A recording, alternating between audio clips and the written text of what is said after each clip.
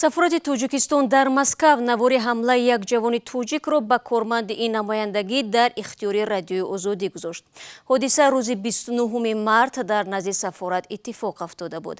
ҳафтаи гузашта масъулони сафорат гуфта буданд Шамил Мустақимзода ба як муҳофизи консулгарӣ бо корд ҳамла кардааст. Баръакси ин Мустақимзода дар навори дар Ютуб иддао мекунад ки ӯро дар назди намояндагии расмии Тоҷикистон барои ришаш сахт заданд. Мирзонаби Холиқзод навори пешниҳод намудаи сафоратро тамошо кард ва ҳоло бо мо суҳбат мекунад. дуруд бар шумо. хуб, наворе ки дастрас гардид чиро нишон медиҳад?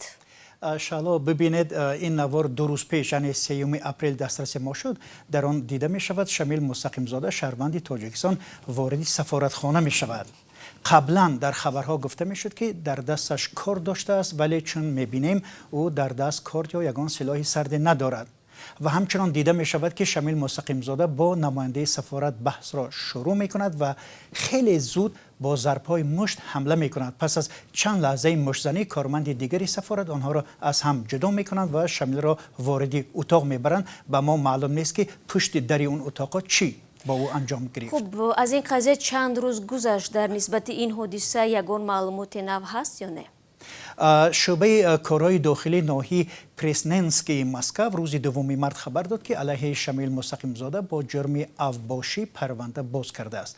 در این سند شعبه کارهای داخلی ذکر شده است که شمیل مستقیمزاده به کارمند سفارت حمله نموده است و در نتیجه وی دچار ضربه مغزی شده است و همچنان دهانش هم نیز آسیب دیده است. اما تا حال حاضر نزدیکان شمیل مستقیمزاده درباره او درک ندارند و خود او نیز با وجود تلاش‌های ما پیدا نشد.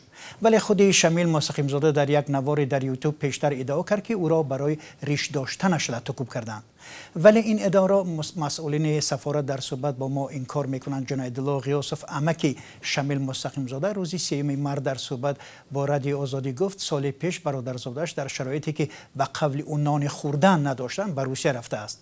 اما نام او در سامانه ریاست کارهای داخلی شهر دوشنبه در ماه نوامبر سال 2019 ذکر شده است. در آنجا نوشته شده است شمیل مستقیمزاده 28 ساله و از جماعت سیبیستان ناحیه دنقره است و در عملیات شرطی کار دستگیر شده است. با اطلاع رسمی از او کار یافتند. تشکر زیاد برای صحبت. ضمناً این بار اول نیست که حمله به کارمندان سفارت توجیکستان در روسیه رسانه‌ای می شود. برای مثال ماه سپتامبر سال گذشته هنگام قبول عریضه های شهروندان برای بررسی و شامل کردن آنها برای خط طلبگران بازگشت به وطن یک کارمند سفارت را زده بودند. در این حادثه یک شهروند 37 ساله توجیکستان متهم گردید. سلام، اگر خط و خبر می‌خواهید ما داریم. نوید بامدادی، سرخط خبرها، اخبار توجیکستان و جهان، گزارش‌ها و تحلیل‌ها. چی می‌گذرد و چرا؟ دانستن فهمیدن است. ضمیمه یا اپ ما را بگیرید.